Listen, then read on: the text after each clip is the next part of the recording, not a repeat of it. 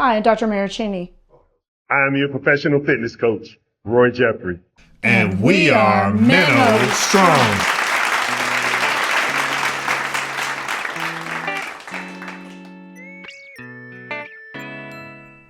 Hello, everyone. Welcome, and thank you for joining us for MenoStrong. We are here to educate and empower you through the changes that are associated with perimenopause and menopause. We're also here to help facilitate your relationship with your primary care providers. We're not here to interfere with that relationship, so you should also seek information for those who you interact with. I am Dr. Linda Marraccini. I'm a family practice physician for many, many years. And Roy? I'm Roy Jeffery, personal trainer. I founder of Jeff Fit Miami Personal Training Studio and Somi Yoga Studio. Menopause is defined officially as a cessation or starting and ending of periods for a period of 1 year. That's really an oversimplification because there are so many different changes and so many different symptoms that start as early as age 35. So they are very much confused, and because perimenopause and menopause interfere with so many different functions of life, such as sexual health, functions such as sleeping, mood swings, and depression, that we have to really consider it to be an embodiment of very many other situations. Well, we decided to move forward in sharing with you all what we know and how to help you through your experience with perimenopause and menopause. And I will speak from the physical aspect in terms of you working out, getting used to your new body, things that you can do to help you clear things such as brain fog and bone loss and muscle loss, and increasing your strengthening of your core and your pelvic floor.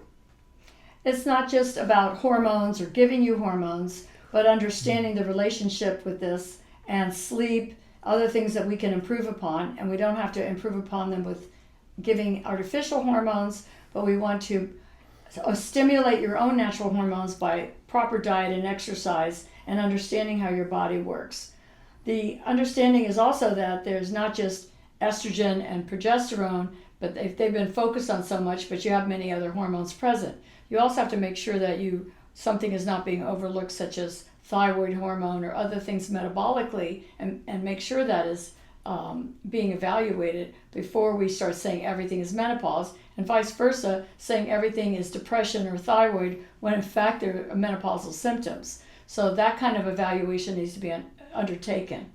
In addition, we can do many things to help such things as sexuality, vaginal dryness, and those can be done in an isolated fashion without doing systemic hormones. Well, one would easily say, why am I here, and and what skin do I have in the game? I gained interest. Dr. Marraccini and I are really good friends, and I consult with her on various things. And my clientele is about 98% female.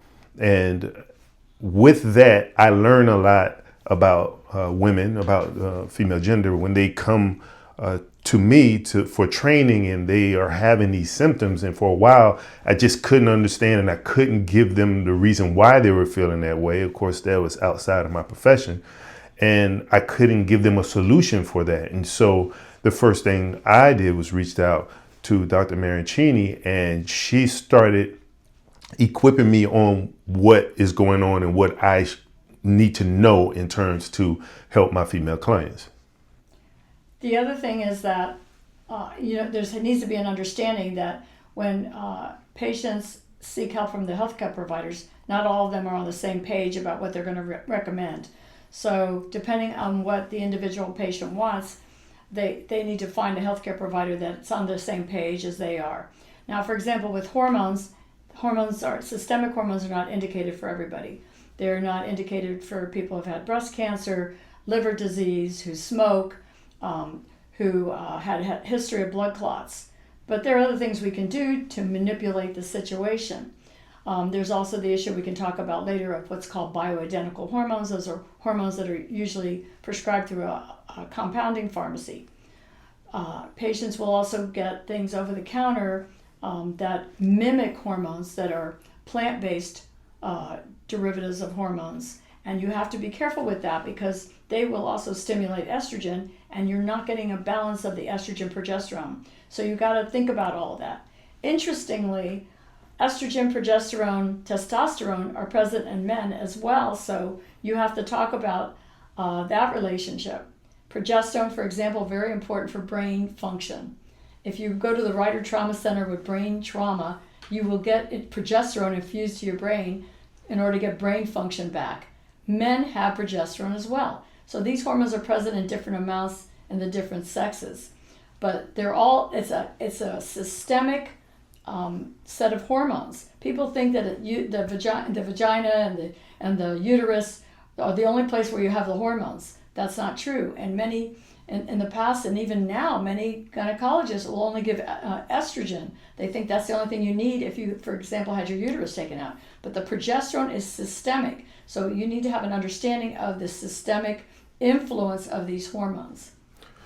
Another thing that is very common when it comes to menopause is that you get a lot of belly fat, and your gut health is always important. Not only that, I would have clients that would come in and they just didn't know whose body they were carrying around because it didn't function the way it used to function. And so one of the important things that I will bring to the table is about how to properly work out to strengthen your core, to strengthen your pelvic floor, which is an interesting conversation because I've asked several women out of the blue, what is a pelvic floor and what does it mean to you? And so we will talk about that and how to strengthen it. We'll talk about strength training and the type of workouts you should be doing and why you should be doing it under the guidance of a trainer or why we should be doing it under the guidance of whether it's online, but you should have guidance, and Dr. Marraccini has explained that portion about why you should use those guidance. But along with that, I always say when you work out, it's important to work out with purpose. Your workout should be with purpose, not just going through the motions, but with purpose. Because if you don't do it with purpose, whatever you set out to do, it won't be accomplished. And oh my God, of course, the whole body is very important. It's not just, I hear this all the time, I go walking and I just swing some weights. You can't just do that because you got to do all the opposing muscles. It's not just the biceps, which swing in these weights, which you could also hurt yourself, but you got to get the triceps and all the other muscles, for example, in the upper body. But yes, the pelvic floor. That pelvic floor is the muscle through which passes the urethra, the vagina, and the rectum. And those go to hell as you get older because of gravity, having babies, and men's pelvic floors don't do so well either. Correct. So the muscle is a muscle that goes from the pubic bone to your coccyx, if you can visualize that. And so gravity takes its toll on it. You can work on the pelvic floor. Roy will get into some exercises that help.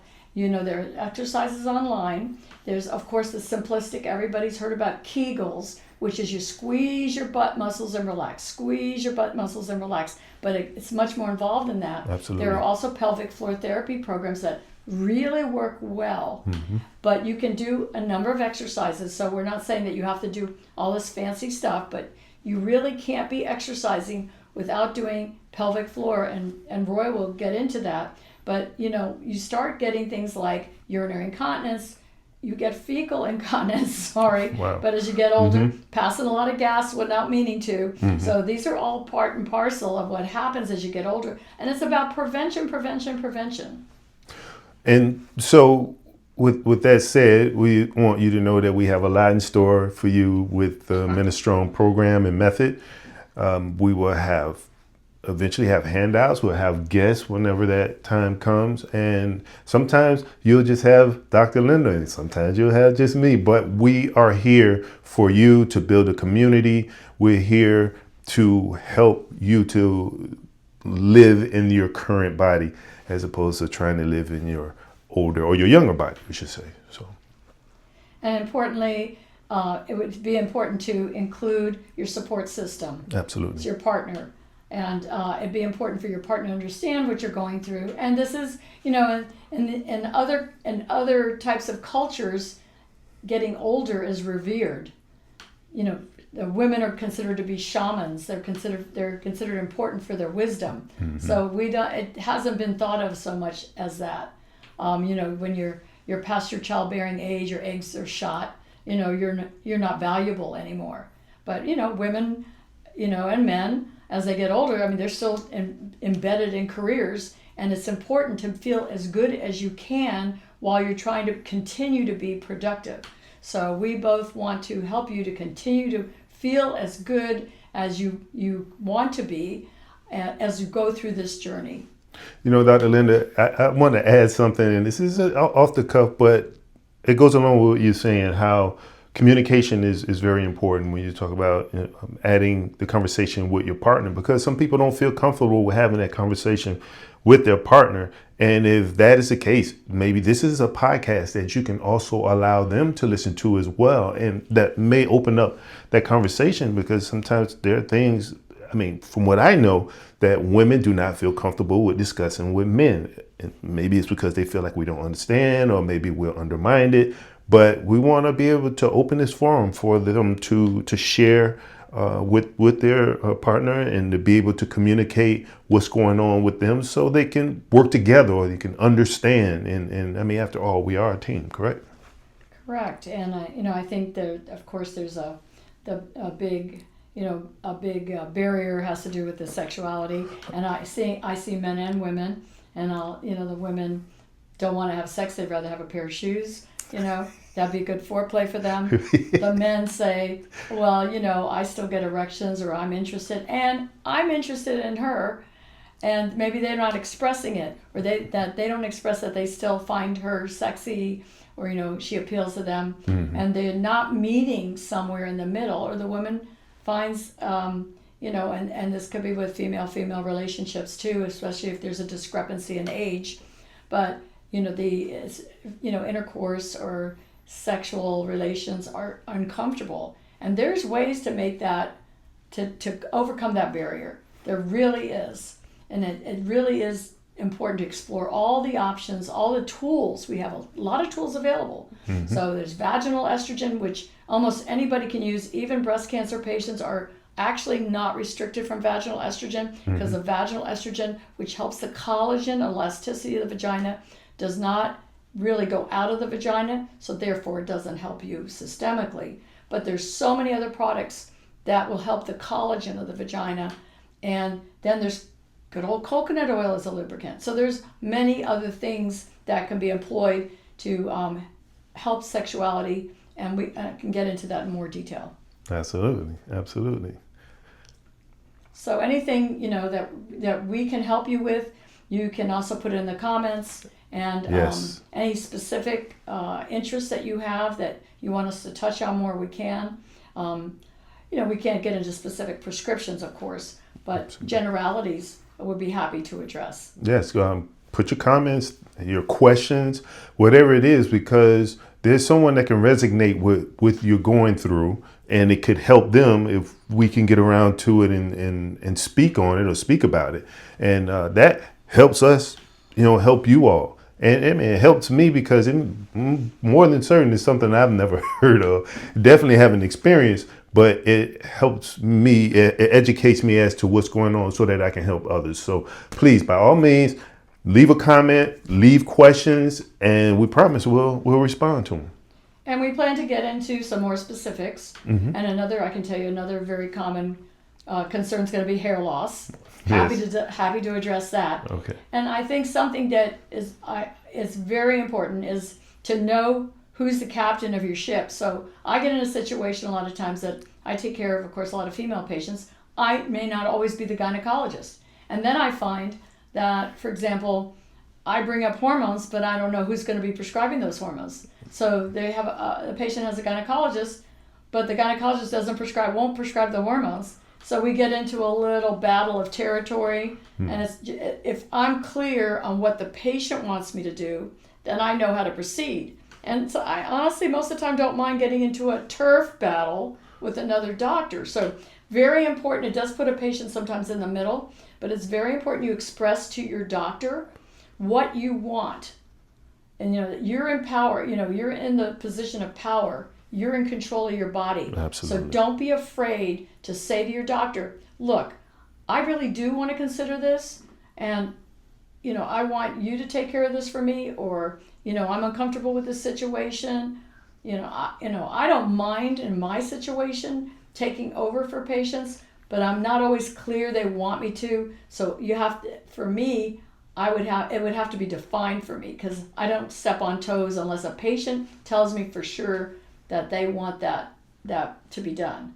So you're in charge. You're in charge of your body. You need to stay in charge of your body. And very good when you come into a doctor's office, please make a list of your concerns, and don't say, oh yeah, I'm going to remember this, because it's such an important thing. People forget the minute they walk in the door. I guarantee you. Well, there's no one more responsible for you than you.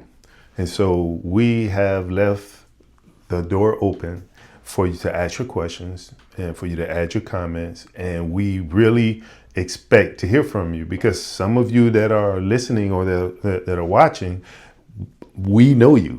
So and you ask questions, and leave it there. Let someone else know what's going on. If you want to say anonymous, that's fine. But please, let's help each other through this. And for me, it's just education. But I have granddaughters, so one day they're going to have to know it. And one of my granddaughters, she's like, I don't know. She tells me everything, not that I want to hear, but it's important that she needs to know, because absolutely. That's She's great. shared a lot with me, and it's whatever generation you are, it's the generation after you that's going to benefit even more so than you. And we need to pass this on to other generations, or it's just going to keep repeating itself. Because if you never tell your daughter about this, she'll be in the same situation, never telling her daughter about it.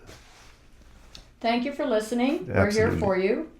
And bring those comments and questions, bring them on. Thank you. Thank you.